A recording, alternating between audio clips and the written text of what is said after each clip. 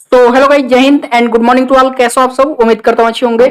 तो फाइनली एक बार फिर से स्वागत है आप सभी का साइंस प्लस जीके के एक और सुपर मॉक टेस्ट क्लास में। एक बार फिर से कुछ बेहद महत्वपूर्ण क्वेश्चन के साथ में आप सभी के साथ में उपस्थित हूँ। एक चीज देखो, यहाँ पे लिखा गया है एग्जाम डेट आ गया है। आप लोग सोच रहे होंगे कि अभी कुछ तो ऑफिशियल नहीं पता चला है, लेकिन एग्जाम डेट मैं आपको पहले ही बता दूं कि एग्जाम डेट फिक्स हो चुका है। 3 से 4 दिन के अंदर आपको 15 तारीख से पहले पहले आपको ऑफिशियल भी वेबसाइट पे बता दिया जाएगा। एग्जाम डेट क्या है पहले ही कंफर्म कर देता हूँ। 25 मार्च से आपका एग्जाम शुरू हो रहा है, ठीक है, 25 मार्च से। तो बिल्कुल तैयार रहिए। तो चलिए अब देर ना करते हुए हम लोग क्लास की शुरुआत करते हैं। फटाफट क्लास को लाइक और शेयर कर दीजिए और चैनल पर नए तो चैनल को सब्सक्राइब कर लीजिए। एक भी क्वेश्चन छोड़ना नहीं है, ये सारे क्वेश्चन आपके प्रीवियस एग्जाम्स में पूछे गए हैं। चलिए आगे बढ़ते हैं। कोस्ट गार्ड के लिए बेस्ट बुक आप लोग पूछ रहे थे। देखो, कोस्ट गार्ड डीबीजी 2023 एग्जाम के लिए चाक्षु पब्लिकेशन की बेस्ट बुक है। सेक्शन 1 की बात कर लूं तो पांचों सब्जेक्ट को बिल्कुल डिटेल में इसमें कवर किया गया है, ठीक है। डिटेल नोट्स हैं यहाँ पे और साथ ही में 3000 प्लस प्रीवियस ईयर के क्वेश्चन हैं, बहुविकल्पीय क्वेश्चन है, ठीक है, एमसीक्यू क्वेश्चन है। अब देखो, इसमें करंट अफेयर्स भी है, चूंकि आपको अलग से नहीं पढ़ना पड़ेगा। जो 1-2 नंबर का करंट अफेयर्स जीके में आ जाता है वो भी यहीं से कवर हो जाएगा। अब जो ये बुक है ये फ्लिपकार्ट, अमेजन हर जगह पे अवेलेबल है। इसको घर बैठे मंगा करके अपनी अच्छी से अच्छी तैयारी कर सकते हो। तो मैंने डिस्क्रिप्शन में लिंक दे दिया है, जाओ फ्लिपकार्ट, अमेजन से मंगाओ और अपनी तैयारी बेहतर करो। आओ आगे बढ़ते हैं। अपने पहले क्वेश्चन के साथ में शुरुआत करते हैं, जो कि क्वेश्चन फॉर यू है। प्रीवियस क्लास का क्वेश्चन है, आप भी जानते हो, और बेहद महत्वपूर्ण क्वेश्चन है जो कि प्रीवियस एग्जाम में पूछा गया था। विच is the longest lake in India, ये मैंने कल बताया था आपको। देखो, इसके बारे में एक फैक्ट मैंने बताया था इस लेक के बारे में कि ये इंडिया का सबसे लंबा लेक है और साथ ही में जिस राज्य में ये लेक है, ये झील है, उस राज्य की सबसे बड़ी झील है। कौन सी है? वेम्बनाड झील, ठीक है, याद रखिएगा कौन सी है। काफी लोगों ने सही जवाब दिया था, काफी कैंडिडेट ने। कौन सा लेक है ये? वेम्बनाड झील है, जो कि कहां पे है? केरला में, ठीक है। 2 फैक्ट इसके बारे में याद रखना है। इंडिया का सबसे लंबा यानी लॉन्गेस्ट झील है, सबसे लंबा जो है लेक है, और ये केरला का सबसे बड़ा लेक है, ठीक है, वेम्बनाड लेक। चलो नेक्स्ट क्वेश्चन करते हैं। पहला क्वेश्चन जो हमारे इस क्लास का है, if A band is played on the moon the sound will. ध्यान से करना, कह रहा है कि अगर चंद्रमा पे मान लो कि कोई बैंड बजाया जाता है, ठीक है, तो उसकी आवाज क्या होगी? रिवर्बिरेट होगी, मतलब गूंजेगी, या फिर be heard by us faintly, मतलब हमारे द्वारा बेहोशी सुना जाएगा, मतलब बेहद कम सुनाई देगा, या be heard up to 10 kilometre तक सुनाई देगा, ठीक है, या to not to be heard at any distance at all from it, या फिर कहीं भी, इससे किसी भी दूरी पर नहीं सुना जा सकेगा। क्यों? इसका सही आंसर क्या होगा? सही आंसर होगा ऑप्शन नंबर डी। इसको क्यों नहीं सुना जा सकेगा? तुम पास में ही खड़े रहोगे, नहीं सुन पाओगे। क्यों? क्योंकि वहां पे कोई एटमॉस्फेयर नहीं है, ठीक है, किसी भी प्रकार का कोई एटमॉस्फेयर ना होने के कारण, वातावरण ना होने के कारण क्या है, वहां पे अगर ढोल कितना भी तुम पीट लो, तुम पास में खड़े रहोगे, तुमको सुनाई नहीं देगा। ऑप्शन नंबर डी आपका करेक्ट हो जाएगा। अगला question, pick out the only scalar quantity. याद रखो, scalar quantity magnitude and direction, और स्केलर में सिर्फ मैग्नीट्यूड होता है, ठीक है, और वेक्टर में मैग्नीट्यूड एंड डायरेक्शन, स्केलर में सिर्फ मैग्नीट्यूड। तो स्केलर क्वांटिटी क्या है? Power, electric field, magnetic momentum या एवरेज वेलोसिटी। ध्यान से करिएगा। देखो क्या है ना, इलेक्ट्रिक फील्ड में फील्ड है यहाँ पे, इसका मतलब इसमें डायरेक्शन भी देखा जाएगा। अब मैग्नेटिक मोमेंटम है तो मोमेंटम में कहीं ना कहीं डायरेक्शन भी देखा जाएगा। एवरेज वेलोसिटी, वेलोसिटी में डायरेक्शन देखा ही जाएगा। लेकिन पावर ऐसी चीज है, सिर्फ मैग्नीट्यूड, सिर्फ वैल्यू देखा जाता है, उसका डायरेक्शन नहीं देखा जाता कि पावर सप्लाई किस डायरेक्शन में हो रहा है, या कितना पावर जो लगा, अगर जो जनरेट हुआ या लगा, वो जो है किस डायरेक्शन में लगा, डायरेक्शन नहीं देखा जाता है, ठीक है। तो स्केलर क्वांटिटी क्या है? पावर है यहाँ पे, ठीक है, पावर क्या है? Scalar quantity. अगला क्वेश्चन करते हैं। The power of a lens is -2.2 dioptre, here D stand for. ये भी शानदार क्वेश्चन है कि एक लेंस का जो है पावर दिया गया है, -2 डायोप्टर दिया गया है। तो डायोप्टर यहाँ पे किसके लिए क्या दर्शाता है? यहाँ पे डी का मतलब हुआ डायोप्टर बोलते हैं, ठीक है, ठीक है, याद रखिएगा। ये पावर, ये आपका मतलब लेंस के जो है पावर को दर्शाते हैं डायोप्टर में। ऑप्शन नंबर बी आपका करेक्ट होगा। Next question, due to atmospheric refraction sunrise in advance and sunset is delayed by about. अब देखो, ये क्वेश्चन मैं करा चुका हूं, गलत मत करना। उस दिन एटमॉस्फेरिक रिफ्रैक्शन जो सनराइज होता है थोड़ा पहले एडवांस में हो जाता है, और सनसेट जो है मतलब थोड़ा पहले हो जाता है, लेकिन हमें क्या है, लेट तक दिखाई देता है। तो मतलब ये दोनों जो है, जो कारण, ये मतलब ये जो दोनों आपके फिनोमिना है, ये एटमॉस्फेरिक रिफ्रैक्शन की वजह से होता है, ठीक है। तो ये जो डिले होता है, ये कितने देर का होता है सनराइज या सनसेट में? 1 मिनट, 2 मिनट, 4 मिनट, 3 मिनट। मैंने बताया था 2 मिनट का डिले होता है, ठीक है, याद रहेगा। ऑप्शन बी आपका करेक्ट होगा। अगला question, energy is continuously generated in the sun due to, देखो न्यूक्लियर फिजन मैंने बताया था, और न्यूक्लियर फ्यूजन। अब देखो विखंडन मतलब होता है टूटना, परमाणु टूटेगा। विखंडन मतलब इस परमाणु टूटना का मतलब ये हुआ कहीं अगर कोई बम वगैरह भड़का, जैसे मान लो एटम बम अगर जो है ब्लास्ट होता है तो उसमें क्या है, एटम्स टूट के बिखर रहे हैं, ठीक ना, तो उसमें एनर्जी क्या है, हीट जनरेट तो हो रहा है लेकिन एनर्जी जनरेट नहीं हो रहा है ना। तो यहाँ पे देखो क्या होता है, फ्यूजन होता है, ठीक है, परमाणु संलयन होता है। जब दो एटम्स मिलकर के एक एटम्स बनाते हैं, एटम्स जब कंबाइन होते हैं तो वहां पे एनर्जी जनरेट होती है, ठीक है। और विखंडन जब होता है तो एनर्जी लॉस होती है, हीट जनरेट होता है, ठीक है। यहाँ जब एटम टूटता है तो ये जो एटम बम वगैरह का ब्लास्ट, उसको तुम परमाणु फ्यूजन कह सकते हो, न्यूक्लियर फ्यूजन कह सकते हो। और सन में जो लगातार एनर्जी जो जनरेट होती है वो न्यूक्लियर फ्यूजन की वजह से होती है। ऑप्शन नंबर ए आपका करेक्ट हो जाएगा। अगला क्वेश्चन करते हैं, which one of the following wave can not propagate in A vacuum. ये भी शानदार क्वेश्चन है, इनमें से कौन सा वेव जो है वैक्यूम में ट्रेवल नहीं कर सकता। X rays, radio wave, ultraviolet rays या अल्ट्रासोनिक वेव, कौन सा नहीं। देखो अल्ट्रासोनिक वेव्स जो है वैक्यूम में ट्रेवल नहीं कर सकते, याद रखिएगा, प्रोपेगेट नहीं कर सकते। ऑप्शन नंबर डी आपका करेक्ट होगा। अगला question, the image of an object formed on the retina of the eye. हमारी रेटिना पे किसी भी ऑब्जेक्ट का इमेज कैसा बनता है। पहला देखो, इमेज रियल होता है, किसी भी ऑब्जेक्ट का इमेज हमारी आंखों पे रियल बनता है। और जब इमेज रियल बनता है तो क्या है, इन्वर्टेड बनेगा, सीधा नहीं। क्या बनेगा, देखो जब कभी वर्चुअल इमेज अगर आभासी इमेज बनेगा तो वो इमेज सीधा होगा, और जब इमेज रियल वास्तविक इमेज बनेगा तो वो इमेज हमेशा क्या होगा, उल्टा बनेगा, ठीक है, याद रखिएगा। तो रेटिना पे अगर रियल इमेज बनता है तो इमेज हमेशा जो इमेज का वो होगा कैसा होगा, इन्वर्टेड होगा, अपराइट नहीं होगा, क्या होगा, इन्वर्टेड, उल्टा होगा। तो रियल और इन्वर्टेड इमेज हमेशा रेटिना पे हमारे आंख के बनता है। अगला क्वेश्चन देखते हैं, which one of the following has the highest frequency. इनमें से फ्रीक्वेंसी सबसे हाईएस्ट किसकी होगी, cosmic rays, x rays, radio waves या माइक्रोवेव्स, किसकी होगी, कॉस्मिक रेज की। जो ब्रह्मांडीय किरणें होती हैं इनकी फ्रीक्वेंसी सबसे हाईएस्ट होती है, याद रखिएगा। अगला क्वेश्चन देखिए, what the absolute room temperature in kelvin में। एब्सोल्यूट रूम टेम्परेचर याद करके करिए, ध्यान से करिएगा, गलत नहीं होना चाहिए। कितना होगा, 300 केल्विन, ठीक है। एब्सोल्यूट रूम टेम्परेचर 300 केल्विन होगा, केल्विन में अगर देखोगे तो। Next question, the product of mass and velocity is called. ध्यान से करिएगा, गलत नहीं होना चाहिए, बताइए। The product of mass and energy, द्रव्यमान और वेग के गुणनफल को क्या कहा जाता है, मोमेंटम बोलते हैं, ठीक है। Mass into velocity, momentum is equal to mass into velocity होता है, ठीक है, याद रखिएगा। ऑप्शन नंबर बी आपका करेक्ट होगा, फार्मूला है। अगला question, which one of the following is scalar quantity. फिर से वही चीज आ गया, सिर्फ मैग्नीट्यूड हमको पता करना है। Electric current, electric field, acceleration, linear momentum, कौन सा सही होगा। इलेक्ट्रिक करंट डायरेक्शन नहीं देखता है ना, तो ऑप्शन नंबर ए आपका करेक्ट हो जाएगा। इलेक्ट्रिक करंट इज क्या है, स्केलर क्वांटिटी। अगला question, instead of a freezer ice cubes will be formed more quickly in a trays made of.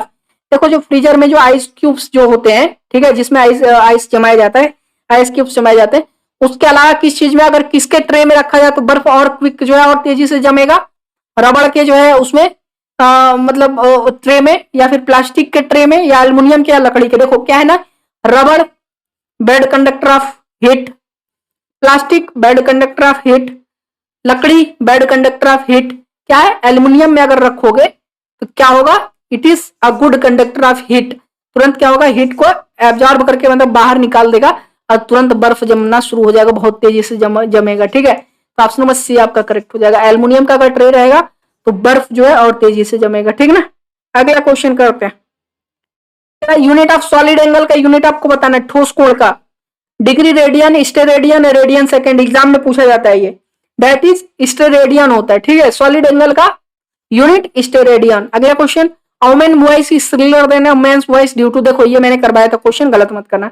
एक महिला की आवाज जो है पुरुष की आवाज की तुलना में तीखी होती है। देखो होता क्या है, क्योंकि उसके वोकल कॉर्ड लो होते हैं, वीक होते हैं, उसके कारण, या फ्रीक्वेंसी लो होती है, या हाई फ्रीक्वेंसी की वजह से, या हायर एम्पलीट्यूड की वजह से।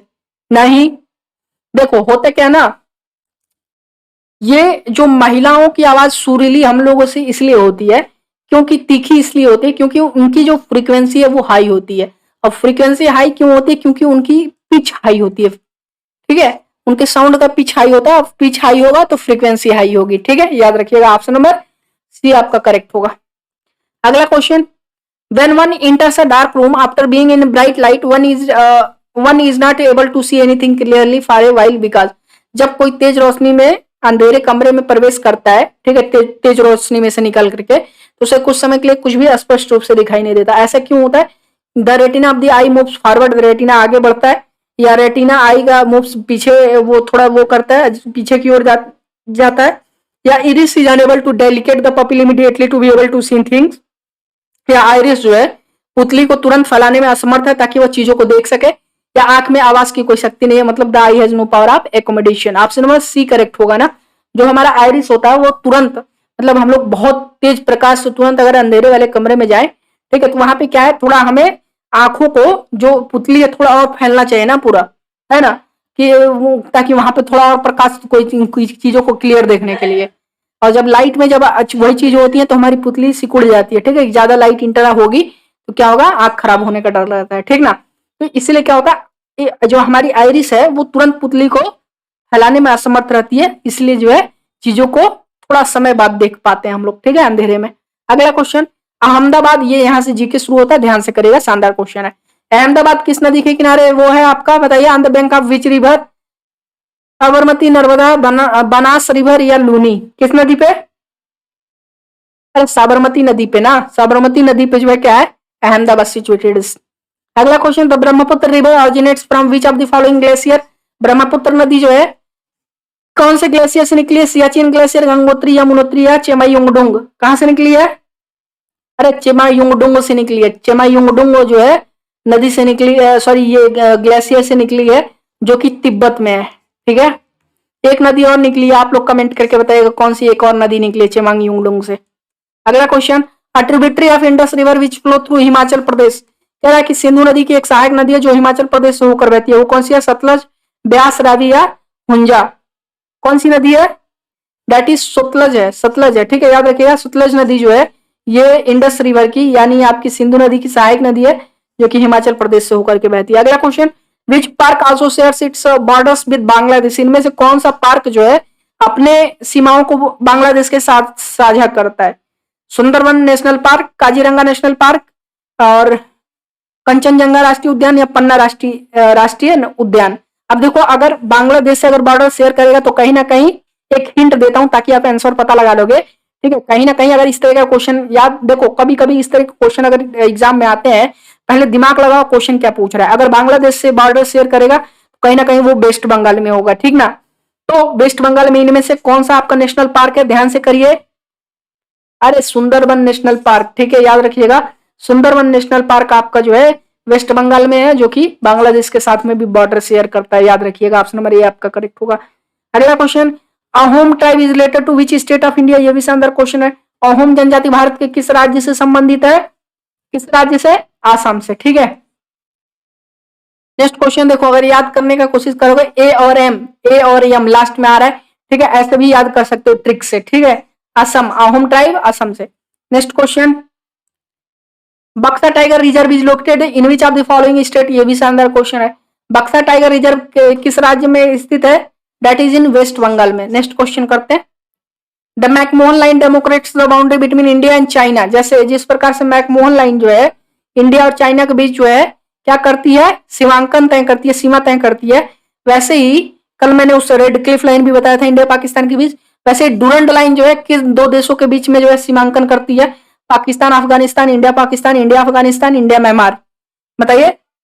दैट इज पाकिस्तान और अफगानिस्तान के बीच में कौन सी है? डूरंड लाइन, ठीक है, डूरंड रेखा, याद रखिएगा, ऑप्शन नंबर ए एग्जाम में पूछा जाता है। Durand line, McMahon line, Radcliffe रेखा सब पूछते हैं।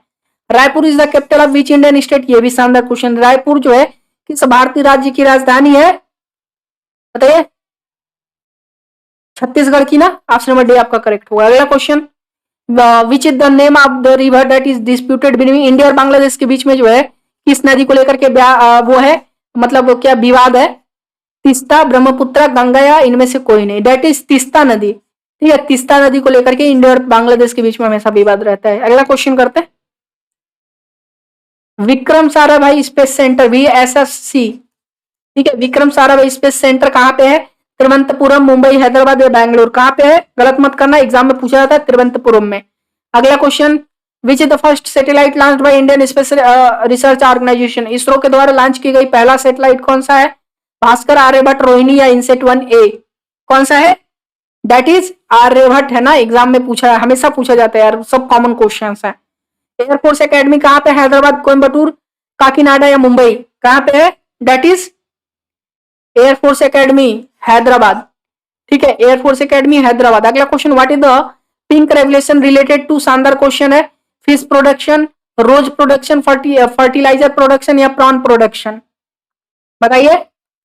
देखो पिंक रेवल्यूशन जो है झींगा उत्पादन या प्रॉन प्रोडक्शन से संबंधित है, झींगा उत्पादन। अगला क्वेश्चन, इन विच ईयर, ये सब क्वेश्चन पूछे गए, एक बार फिर से कह रहा हूं, टॉप मोस्ट क्वेश्चन है एग्जाम के लिए।